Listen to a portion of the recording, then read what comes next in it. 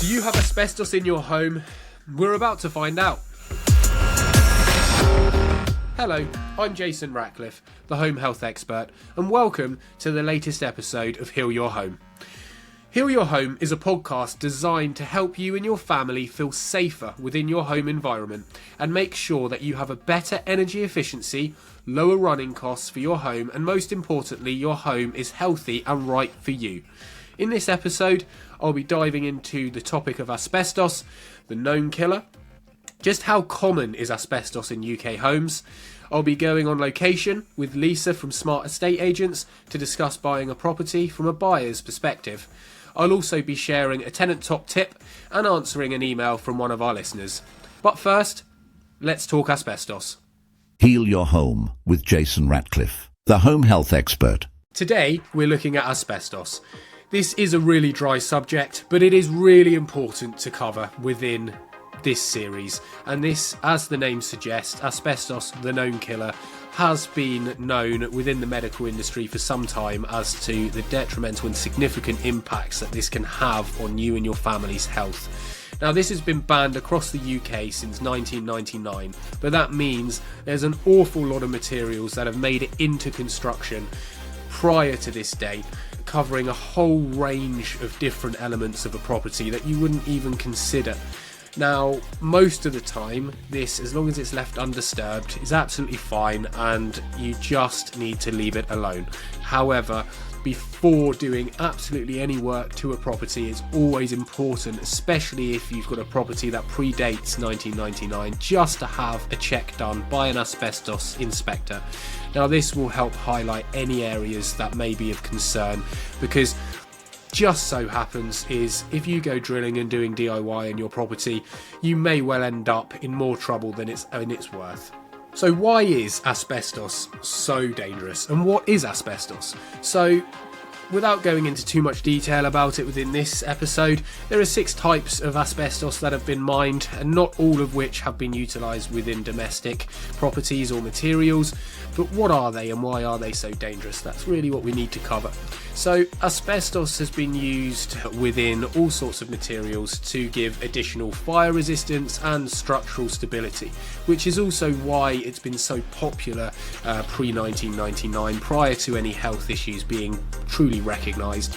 Now, the big issue, especially with contractors, is not identifying materials that may contain asbestos, and therefore being a homeowner or a DIY expert, if you're going around removing fiberboards or potential asbestos containing slates and things like this without correctly identifying it and using the correct precautions and PPE equipment, this can really cause issues.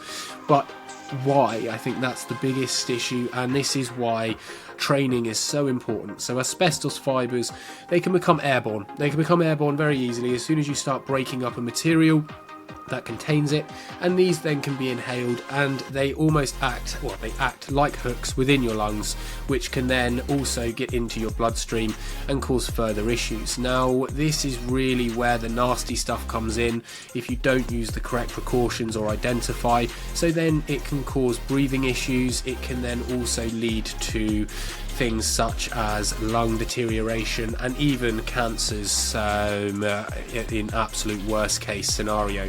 Unfortunately for myself, on a personal note, this was the case with a very close family member who did end up gaining or getting asbestos in the lungs, and conditions inevitably afterwards they passed away. So it is quite close to me, but this is why it is so important to make sure that you get an asbestos expert in to make sure that you can identify it. But how do you know, as a homeowner and listening to this podcast, when you're going to need this? So Any Artex that has been used within properties predating this, any fiberboard that might have been used within ceilings or within electric cupboards, any external fascia boards that are not of UPVC or timber, if they look like weatherboard or some form of fibrous material. There's anything all the way through to what toilets can be installed, and there's also into drainage as well, underground drainage, which is noted as pitch fibre conduit or asbestos pitch fibre conduit, or even pitch fibre. There's multiple different names for it. Basically, it is something that was typically used between the 50s and the 70s, and it was great. It was easy to lay, it was structurally sound, you didn't have to level anything off, it was quick for contractors, and it obviously made labour a lot cheaper. So this was a great idea. However, now domestic chemicals such as bleaches, cleaning products are now being put down waste pipes, and this is then causing blistering and potential collapses to this underground drainage pipework. And although it's not something which is a direct health issue for occupiers, it is a health issue for the building itself, because obviously as these collapse, this can cause blockages to occur.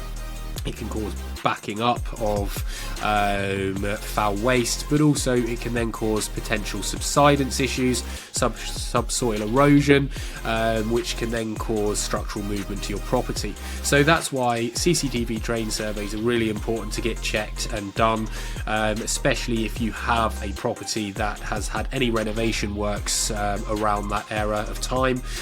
It may be just a precaution, just for peace of mind, but it is always worth having it checked out. So if you think you have asbestos in your home, what to do about it and how do you take action safely? Well, these are the main issues, and these are the main things that any homeowner, tenant or landlord really needs to know. So first off, like I've said in this episode, any pre-1999 property has a risk of asbestos containing materials. That doesn't mean to say it has asbestos. It doesn't mean to say it even has minimal or lower risk asbestos. It just means to say there is a risk there. So therefore, how do you identify this? Well, it's really difficult to identify unless you have a trained eye. Always use the rule of thumb. Pre-1999, it may contain asbestos, especially if it's Artex, if it's fiberboard, if there's any texturous fiberboard, any asbestos cement potential materials such as soil vent pipes, which are obviously connected to your drains. So if you suspect this, or if you have external cladding on your house which might be of a concrete composite, or suspecting of this being containing of asbestos, then it would definitely be advised to engage an asbestos surveyor. They will be able to come round, they will be able to take actual samples of each of these materials, take them back to their labs, and be able to say yes or no whether or not these have asbestos and what grade of asbestos, and then therefore either a licensed or unlicensed asbestos removal firm will then be required to come in depending on the severity. Typically low grade jobs currently, as legislation stands, are or can be done by unlicensed, but they still have to be qualified. And the bigger, larger jobs, or the more dangerous jobs in the concealed areas which require more equipment and control within the environment, these typically then are requiring a licensed asbestos removal firm. These are not cheap. Now, this is really important because anything, it goes up massively in price. If there's asbestos there for removal, for the services, the safety, and also being able to safely dispose of it, there's fewer and fewer disposal locations around the UK, and it can cost quite a lot of money. So make sure if you're purchasing a property or you're renovating a property and you're wanting to put a price in place for the removal of any possible materials, make sure you know whether it has asbestos or not prior to putting any costings together, because you don't want to end up with a nasty surprise. So within this episode, we've covered the basics of asbestos asbestos and the harm it can have and how to identify it. Now, this is a science in itself, and you can go into huge amounts of detail regarding this, but I just wanted to give the basics and some flavour into why this is important and how you can deal with it. But if you want any more detail about this, please visit our website at homehealthexpert.co.uk, or if you want a podcast in the future, an episode in the future that goes into this in a lot more detail, please request it, and I'm more than happy to create one in more detail for those that may enjoy the depth of the issues that we can raise and we can cover. So thank you so much. Heal your home with Jason Ratcliffe, the home health expert. Lisa from Smart Estate Agents is a well-renowned and trusted local estate agent within her field. She gives great advice and support to buyers and owners who are selling their property alike, which is why I'm travelled up to Exeter to speak with her about her expertise and her opinions to give you the best advice possible. There's a lot of people that are looking to come on the market that may be obviously seeing it as quite a scary thought, and it's quite a big process. So what, for a very brief, simple understanding, how does the sales process work from a buyer's perspective?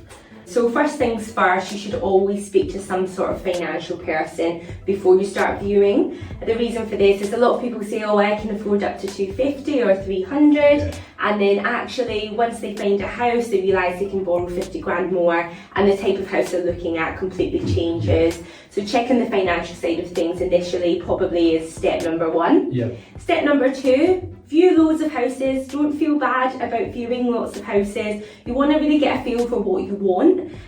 So phone the agents up, tell them you're a first time buyer. If the agents are offering you to speak to in-house mortgage advisors and things, I always say, especially with the independent agents, to do it. And the reason being is that independent mortgage advisor will actually look out for you, and usually you do get first dibs on the properties. So that's quite a big tip, I would say, is always have that chat, because they always have a list that they put you on, and anything that we value or anything that comes up, we can link you to that property. Fantastic. And if there's, if you've got a great cracking property to purchase, obviously there's going to be a lot of interest potentially. So I'm assuming if you've got all of those sort of your ducks in a row, you're going to be first dibs of... Yeah, absolutely. We have people come to properties and they fall in love with it, and then I say, so what's your financial situation? They're like, oh, we're going to find a mortgage broker now, and I'm like, oh, well, I've got 10 other people who are actually ready to go.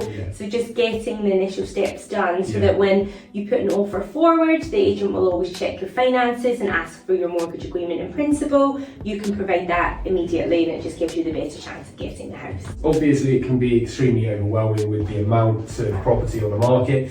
If you were obviously not au fait with going and viewing properties, how would you be able to kind of filter down the properties you're looking for and the areas you might be interested in? Yeah, so Rightmove is key. So Rightmove is the best website to search on. All these little ones like prime location, etc., they're not quite up to date. So Rightmove is actually a live feed from the agent's own system as a Zoopla. So they are the two key ones to make sure that you're looking on.